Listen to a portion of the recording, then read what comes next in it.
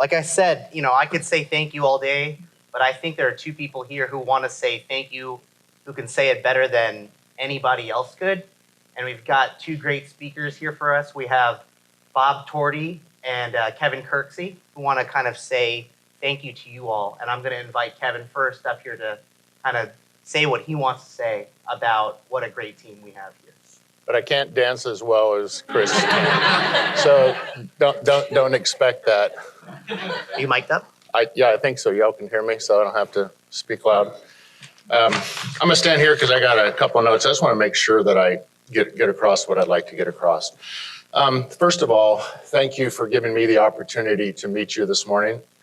I view you all as a world-class family of amazing people.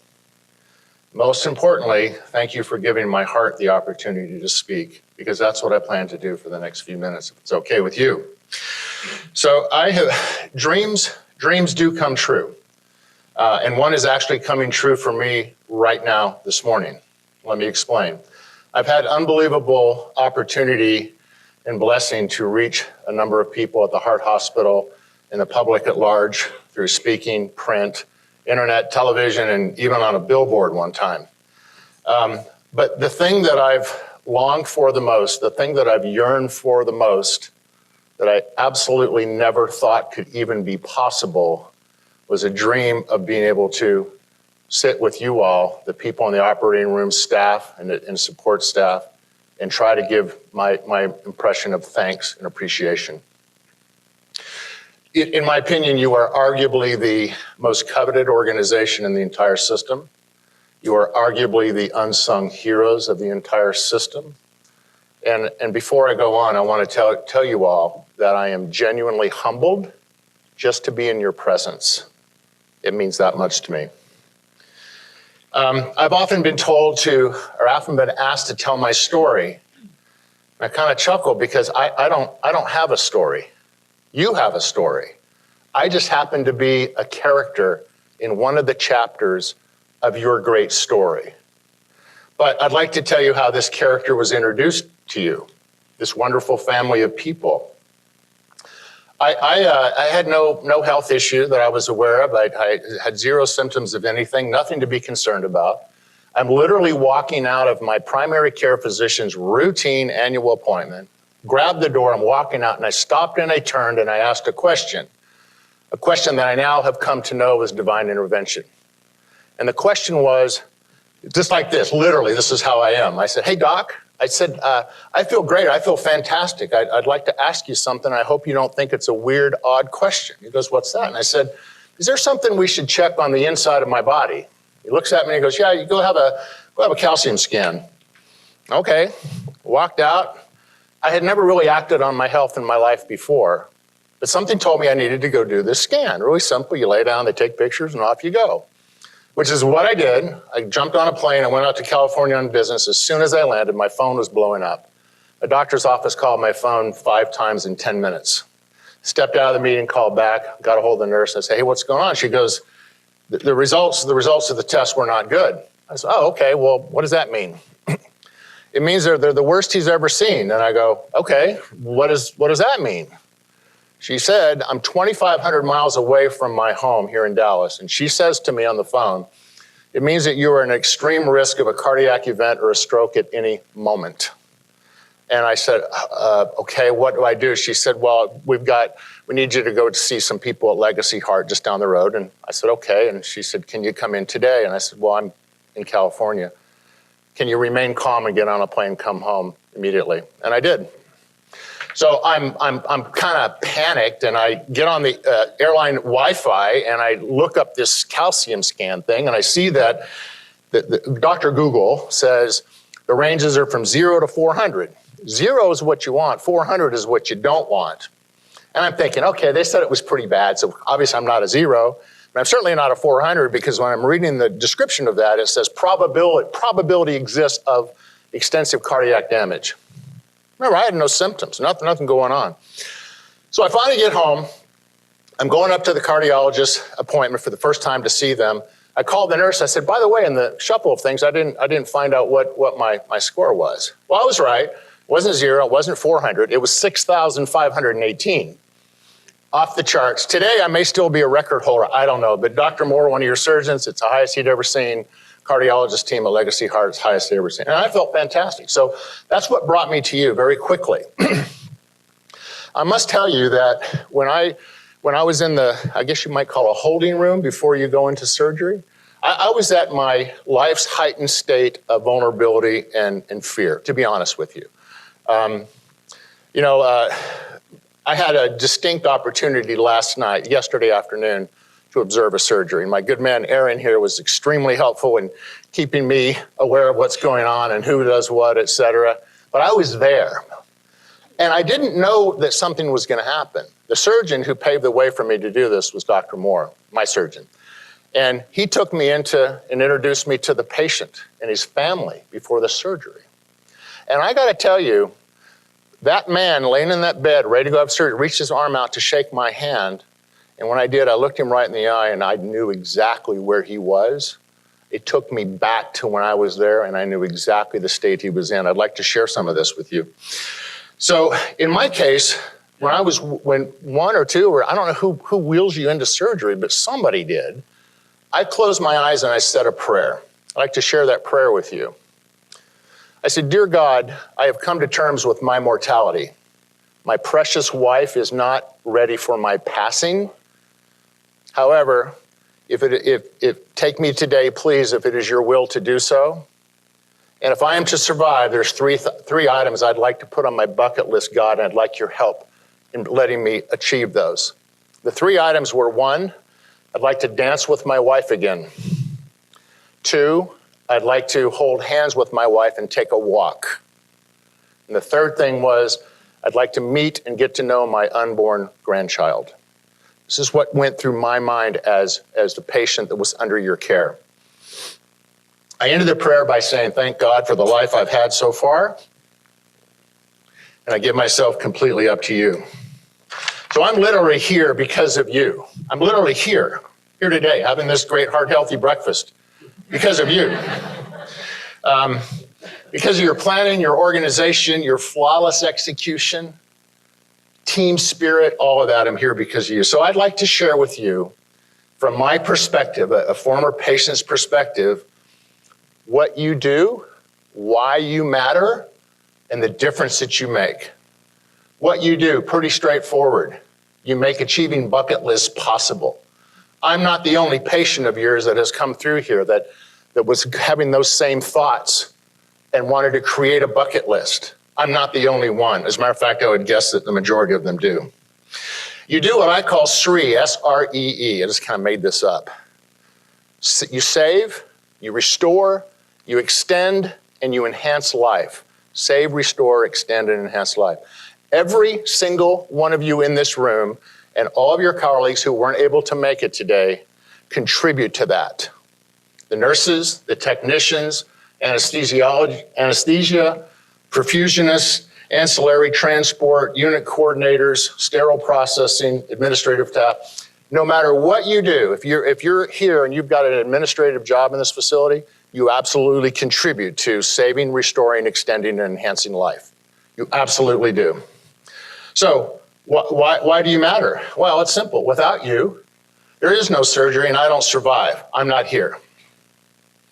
That's how crucial and critical and important each and every one of you is. And I'll share something with you that you even do this with people that never even come into your OR. You ever thought about that? Never come into your OR, and you contribute to saving, restoring, extending, and enhancing their life. A month ago, I won't tell you my age, but my wife's about my same age, but a childhood friend from kindergarten who lives in another state reached out to my wife on Facebook and said, I'd like to talk to you. I heard something about your husband. I heard something about this heart hospital, and he's doing really, really well. So my wife talked to her and told her your story and my role in it, and that was about it. I learned that she wanted her husband to go get checked out, even though he felt fine. He was about my age, probably had very similar past or whatever, and wanted to go check out. Well, last week, just this last week, my wife gets a text from her that he was in a similar situation that I was, and that I don't know if it's happened today or tomorrow, but in the next day or two, he's going to undergo a 5 bypass surgery. at the University of Maryland. It's not here. Did you know that your story, your contribution extends well beyond the walls of this facility and extends well beyond the patients that you care for directly? Think about that. Every single move and everything you do can impact somebody's life, and they don't even have to be here. To me, I find that very profound. So the difference that you make, the most amazing, precious, and inspirational observation that I have is about you. You're just like me. You have every life's issue, challenge, opportunity, problem, up and down. You got children, spouses, girlfriends, boyfriends. You got it all. We all have it together. But here's the thing that you do. You give, and you give, and you give, and you give until, and you never ask for anything in return. You dedicate your time, your energy, your talents to bettering the lives of people like me. And I got to tell you, ever since my surgery, and I'm here today, I'm in tune with my spiritual life. And I got to tell you that what you do makes the angels smile.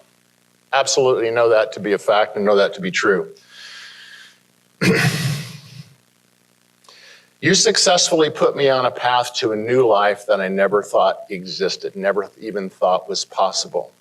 God has helped me open my eyes and my ears and my heart to living a life that's focused on others versus what used to be focused on me. True statement. If I were given the choice, the few short years since my surgery and since being under your direct care, or the 57 years prior to that, all day long I would pick the few short years since my surgery without hesitation.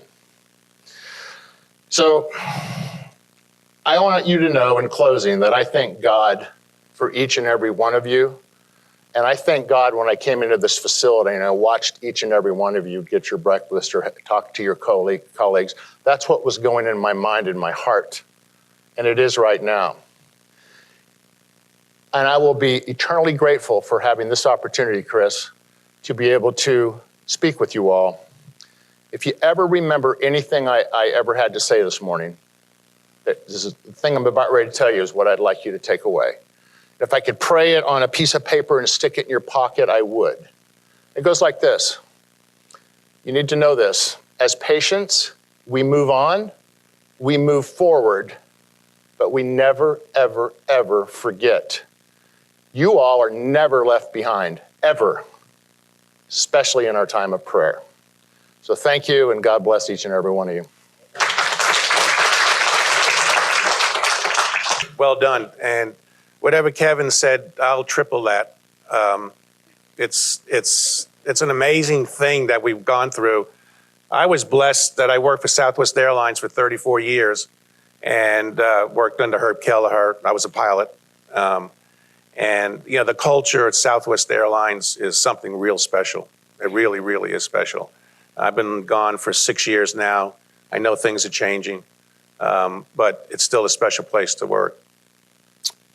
So when I walked into this, or wheeled into this place it was January 22nd, I think, a year ago, I knew it was something special. I just was absolutely blown away.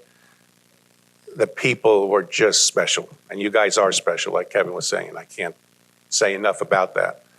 So how did I get to this place? So I'm 72 years old, and you know, I thought I was pretty good health, and I work out and play with the grandkids, and I felt great. In December, the month prior, I go for my annual physical, and you know, the doctor said, "Hey, you're doing good. Just keep doing what you're doing. You know, blood work is great. You know, your blood pressure is super. Everything's good." And before I walked in there, I said to myself, "I want to go get a CT CAT scan." And I don't know why I said that. To this day, I still don't know why. But the doctor said, "Oh, man, you don't need to do that. I mean, come on, what do you want to do that for?" I said, "Well, something's telling me that I just need to go get a CT CAT scan." So we went back and forth for, you know, and I said, "I appreciate your input. I'm going to go get a CT CAT scan." So I went to Denton Baylor Heart, and I'm anxiously waiting, just to see. And about 3 days later or 2 days later, she calls back and she says, well, are you sitting down? I go, do I need to? She says, yeah, you probably do. I said, okay. So I go sit down. And they said, your arteries are clear and your ascending aorta is about to blow up. So I go, ascending aorta, what's that? So she explained to me. And, God works in really strange ways sometimes. So my grandson changed schools. He's going to a private school over in Grapevine. One of his best buddies on the basketball team, his dad is a cardiologist over at Grapevine. I never had a cardiologist. So I called him. I said, could you read this? Tell me what it means, whatever. And he goes, what it means is that there's only one doctor that you need to go see, and that's Dr. Brinkman. So I think he's a rookie around here or something. I'm not sure what.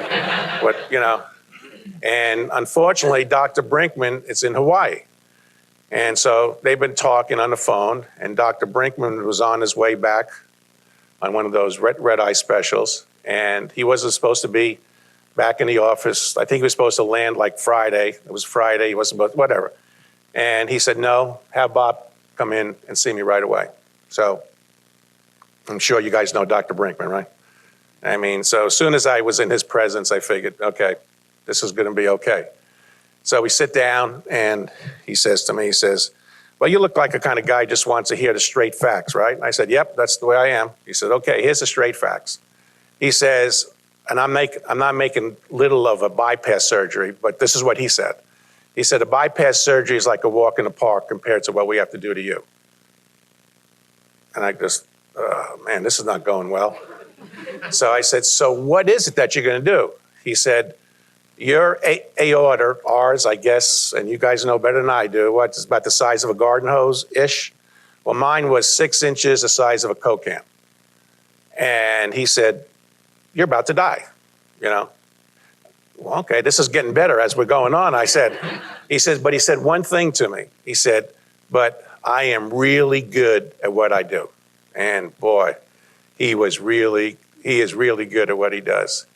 So, like Kevin said, it's hard to put into words, why are we here? Because of you.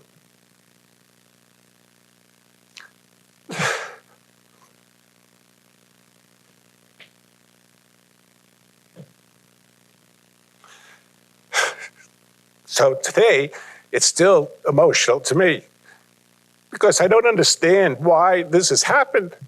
But I realized that the 9 days or 10 days that I spent here was an incredible experience. Everybody was just off the charts, and I just can't thank you enough.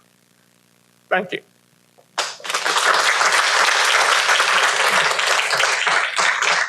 Before we move on, I want to invite a few more guests up. Can I please get Jewel? Can you come up here, please, and bring your blue basket, please? Can I get Chad up here, please, and bring your gift, your blue basket, if you have one? If not, grab one. Can I get Queenie up here, please? Just come up for a second. Can I get Chas up here, please, for a quick second? Was Chas? I saw Chas. Yep. And just kind of come over here. So I'll have you take them. So if you guys would please kind of open up your gift bags. This is a gift that we kind of made. Oh, I'm sorry. Can I get Norris and Sean up here as well? And bring your gift bags up here, please. So if you would please take out the gift that you guys have. And then Chad, you can bring it. So I want you guys to meet some of the people on your teams. Jewel, one of our circulators, who's helping run this room. Can you go ahead and give one of the gifts to Bob here? You can get down.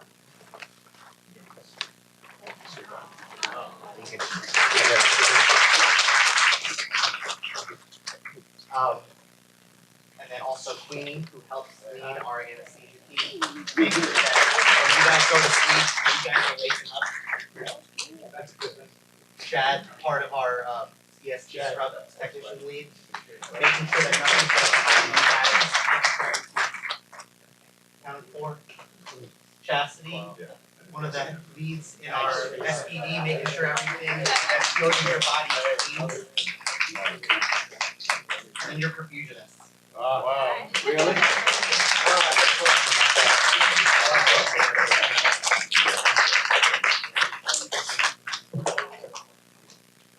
So, you stand up there. I just want to give one more round of applause to the team up here because they represent you guys as well. And I promise when I talked to Kevin and Bob, they said that they wanted to meet their heroes, so I didn't want to let them down today either, right? So that's all the speakers we have for you. We have our event next, and I'll invite Christy to come up here to talk about kind of our next steps. But again, thank you all for what you do, and what you do really matters. And I hope you feel afterwards that refreshed that, you know, every day when you touch someone's life, and you know, it is touching so many others as well. And so thank you for everybody on stage. Thank you.